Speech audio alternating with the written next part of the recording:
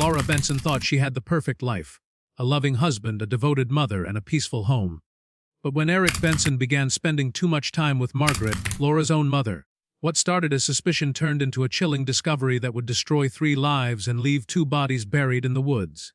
Behind every smile, every secret meeting, and every lie, Laura uncovered a betrayal so twisted it could only end in death, and a truth no one would ever be able to prove.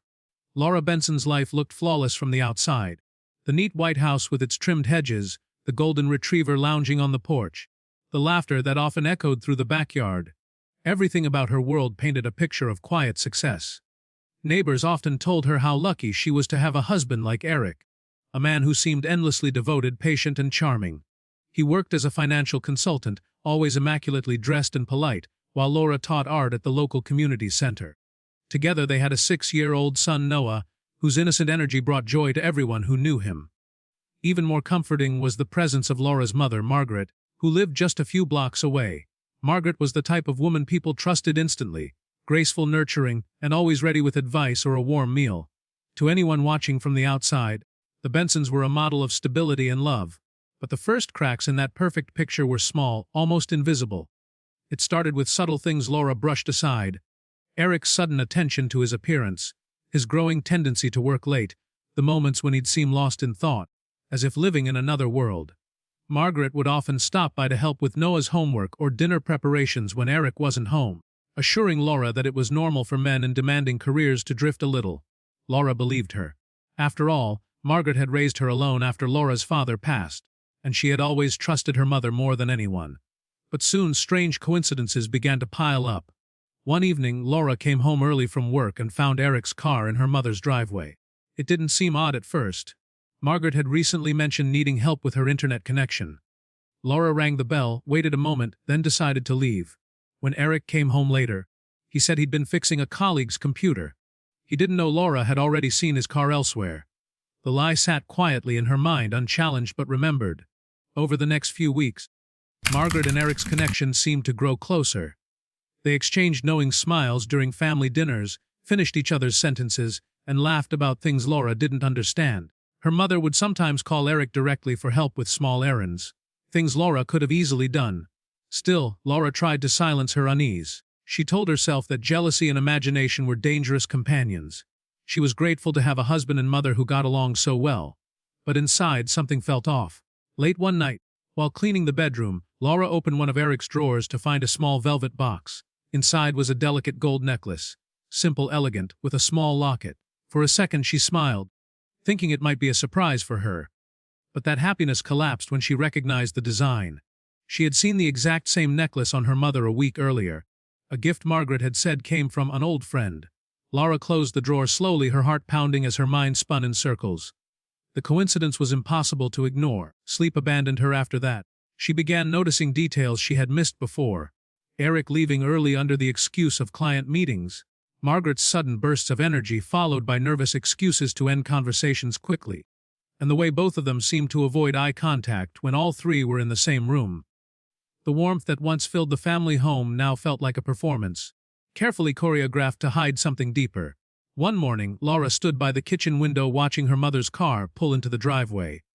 Margaret stepped out smiling, holding a pie for Noah as she always did. A familiar wave of love rose in Laura's chest, but it was tangled with suspicion now. She found herself wondering whether every smile, every gesture of kindness was just a mask. When Eric came down to greet Margaret, their eyes met for a second longer than necessary. It was fleeting, but it was enough. Laura saw it, the kind of look that existed only between people sharing a secret. That night, she sat alone in the living room, staring at the framed family photographs on the mantelpiece. They looked happy, frozen in time, unaware of the storm slowly forming around them. Laura realized she couldn't confront either of them yet. She needed to be certain. She needed proof. And so began her quiet observation, subtle, patient, methodical. She started keeping mental notes of Eric's movements, tracking when he left for work and when he returned. She paid attention to every message on his phone screen when it flashed, memorizing fragments of text before he locked it. She found excuses to visit her mother unexpectedly, watching for signs of guilt or panic. Each new clue added weight to her growing dread. Still, a part of her wished she was wrong. Maybe the necklace had an innocent explanation. Maybe Eric truly was just helping her mother out of kindness. But deep down, Laura sensed something irreversible had begun. Something that would soon destroy the peaceful life she had spent years building. In the quiet of that night, as she lay beside Eric pretending to sleep, she realized the truth might already be closer than she wanted to believe, and once uncovered, it could never be forgotten. The days that followed were a blur of confusion and unease. Laura went through her daily routine like an actress performing a role she no longer believed in. Every morning she smiled for her son, prepared breakfast for Eric, and tried to convince herself that nothing had changed. But beneath the surface, her world was shifting. Every sound, every glance, every faint trace of perfume that wasn't hers sent her mind spiraling. She no longer trusted the calm rhythm of her home.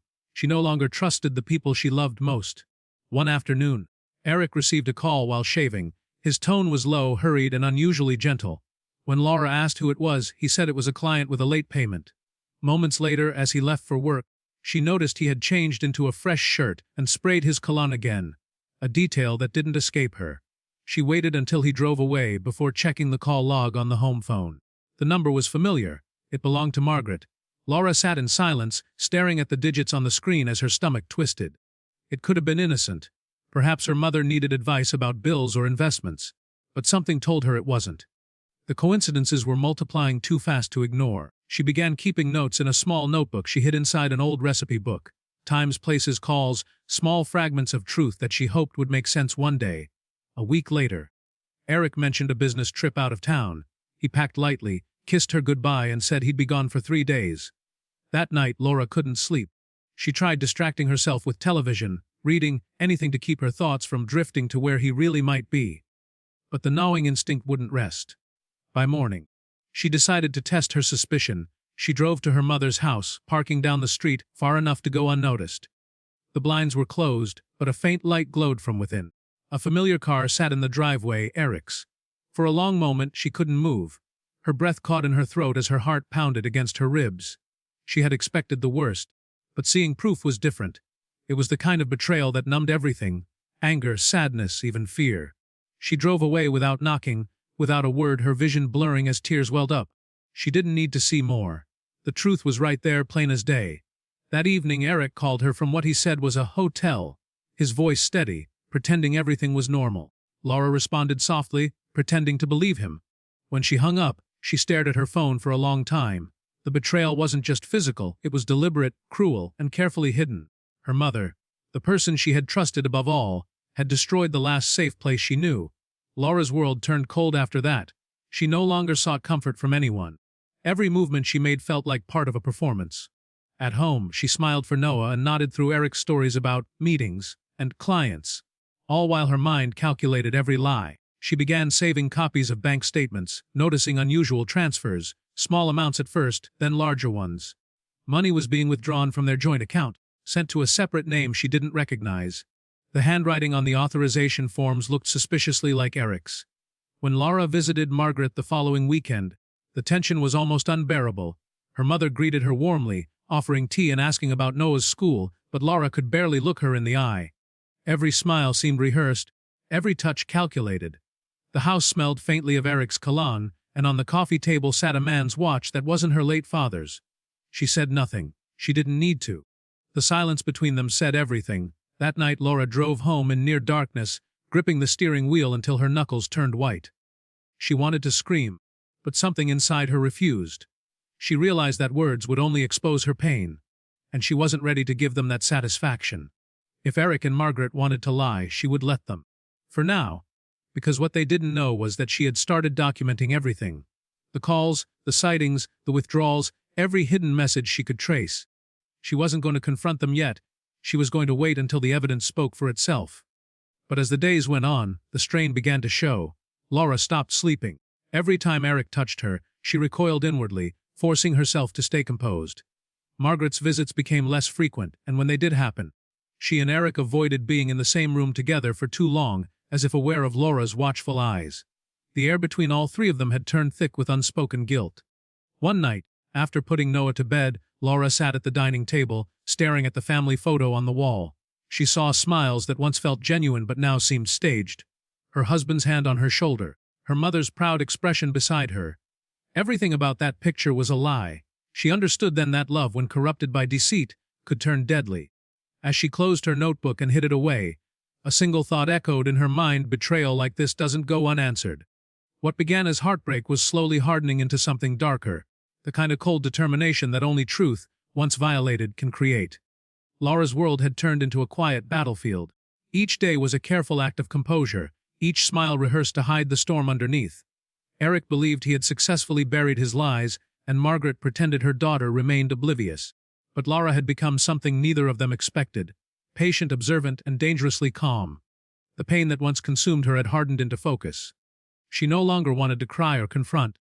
She wanted answers, and more than that, she wanted control. Eric's behavior began to shift subtly. He had grown more distant, spending long hours away and avoiding eye contact during meals. His affection had turned mechanical, a duty rather than desire. He laughed less, spoke less, and when he did, his words were flat. Laura noticed the guilt behind his silence, but she never questioned it. Instead, she let him believe he was safe. She started saving every receipt, tracking every unexplained withdrawal from their accounts. Over time, a pattern emerged: large transfers to a name she finally traced back to a small town 2 states away. It was a rented property under Margaret's name. The discovery chilled her. It wasn't just an affair anymore. They were building a life together, somewhere meant to replace her entirely. Every secret phone call, every missing hour, every lie suddenly fit into place. They were planning to leave her one night. While Eric slept soundly beside her, Laura unlocked his phone using the fingerprint sensor. Her hands trembled as she opened his messages.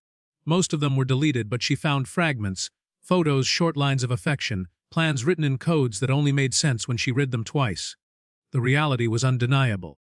Her husband and her mother were preparing to disappear, taking not only their relationship but the family's savings too.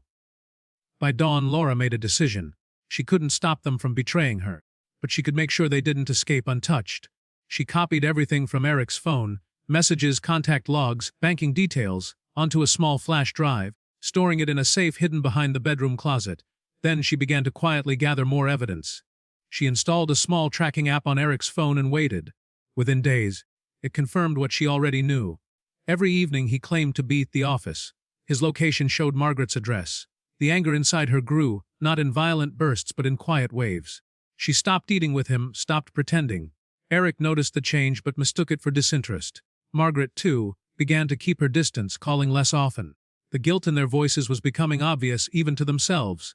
Laura watched from the shadows as their once secret bond began to crumble under its own weight. Then, one afternoon, she received an unexpected letter, a notice from their bank about a transfer request requiring her approval. It was for nearly all of their savings. The destination account matched the one she had already found. Eric was trying to empty everything and run. The realization struck like lightning. He wasn't just betraying her emotionally, he was destroying her entire life. That night, Laura said nothing. She served dinner as usual, set the table perfectly, and sat across from Eric, studying his face as he pretended to be tired from work. Every blink, every word he spoke, sounded like the ticking of a countdown. She knew what he was planning now. Soon, both he and Margaret would disappear for good.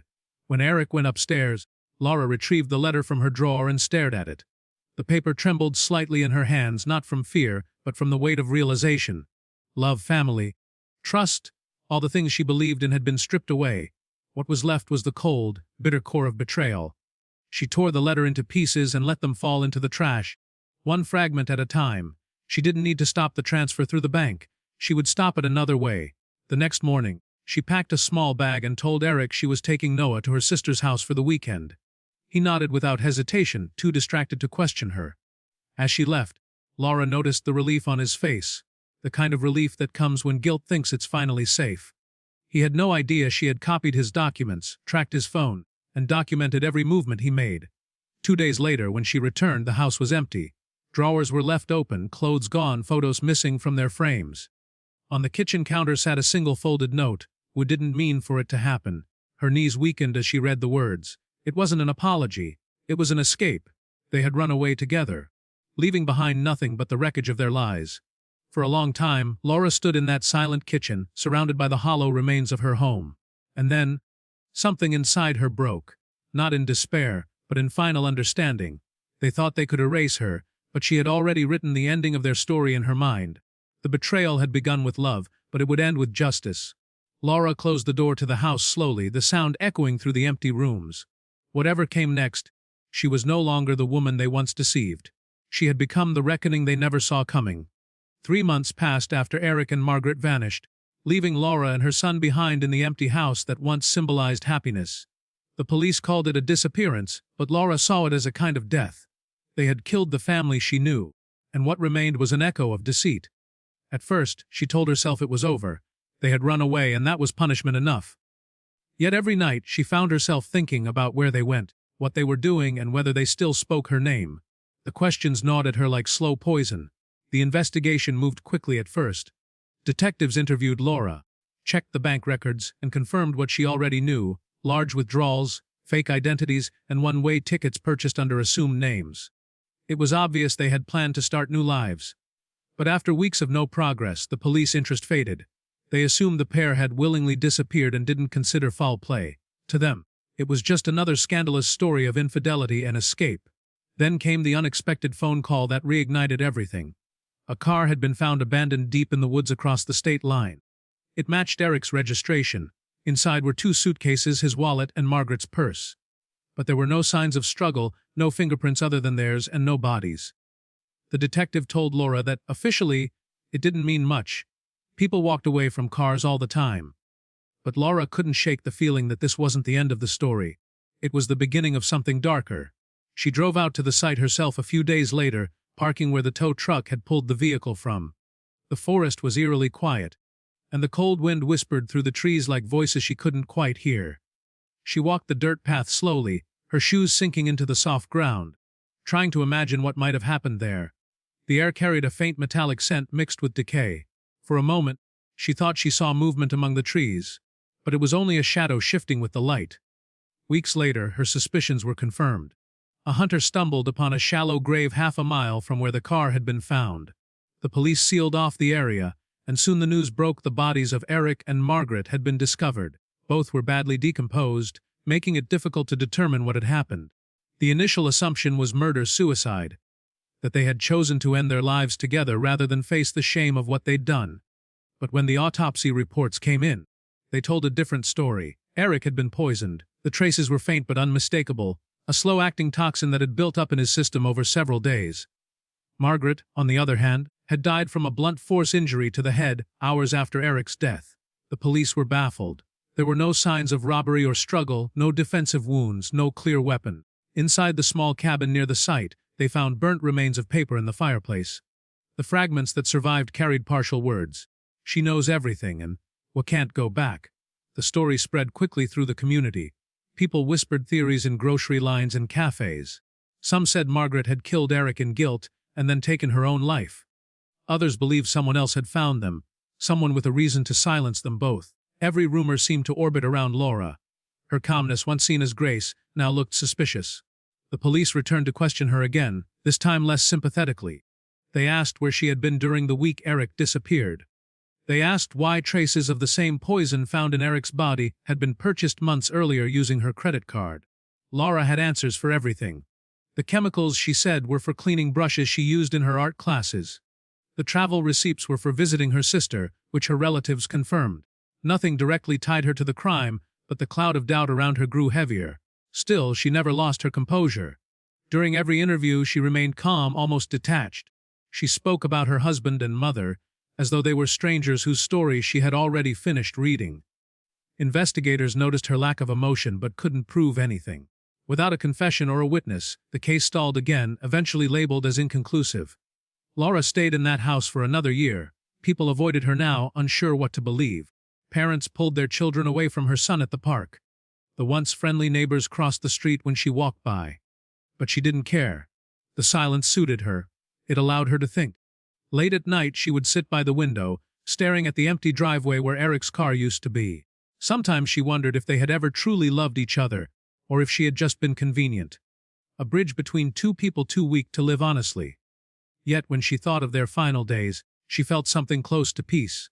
Whether by fate, guilt, or her own quiet design, justice had found them. In the end, the town called it a tragedy. The police called it unresolved. Laura called it closure. And though no one would ever know what truly happened in those woods, she slept easier than she had in years. For the first time since it all began, she no longer felt betrayed. She felt free. The years that followed were quiet, but the kind of quiet that hums beneath the surface, heavy with things unsaid. Laura moved out of the house she once shared with Eric and Margaret and bought a smaller one on the edge of town. She said it was for a fresh start, but everyone knew that no one truly starts over after a story like hers. The old neighbors still whispered when they saw her in the grocery store, their voices soft but sharp. Some pitied her. Others feared her. There was something about the calmness in her eyes, the steadiness in her voice, that unsettled them. It was the calm of someone who had already faced the worst and walked away untouched. Her son, Noah, grew older, quieter, more withdrawn. He didn't ask about his father or grandmother anymore. The news reports had told him enough. At school, other children whispered about the mystery family and the mother whose husband died with her mom. Laura did her best to shield him, to keep his world normal, but she could feel the judgment that followed them everywhere.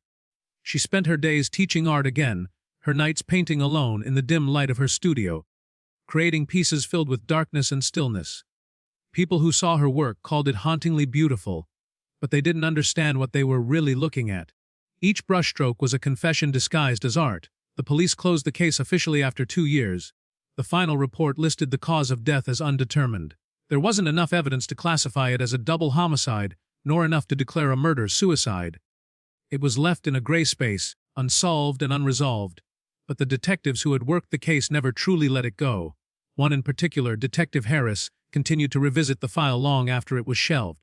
Something about Laura's calmness during questioning had always bothered him. He believed that guilt leaves traces. In words, in gestures, in the way someone breathes when they're cornered. Yet Laura had never flinched. She hadn't defended herself too much, hadn't over-explained. She simply existed in her own silence, and that silence, to him, was either innocence or mastery. 5 years later, Harris knocked on her door again, claiming to be following up for a routine file review. Laura invited him in without hesitation. She offered tea, smiled politely, and listened as he asked about her life since the case. She answered everything calmly, never once breaking her composure. When he mentioned the poison found in Eric's system, she tilted her head slightly, as if the detail no longer belonged to her memory.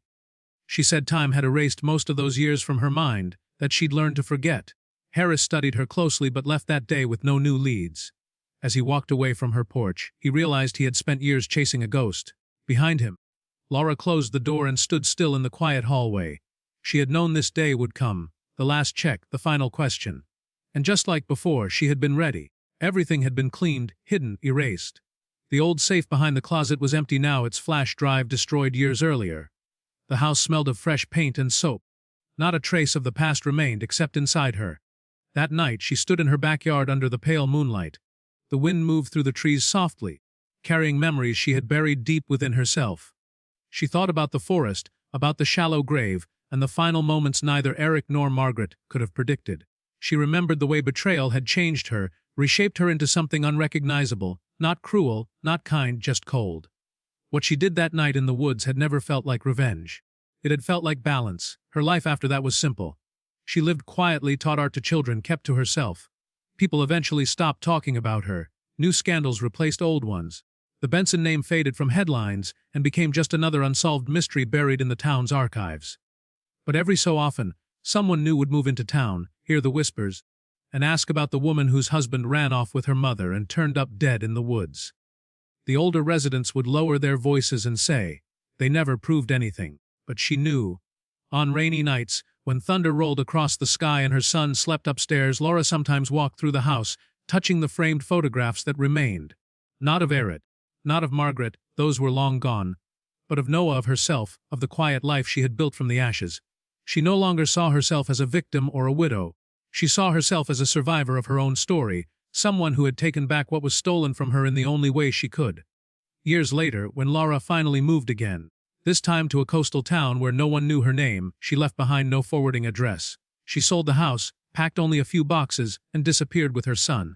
For everyone else, it was just another quiet departure. But for Laura, it was the last page of a story that had consumed half her life.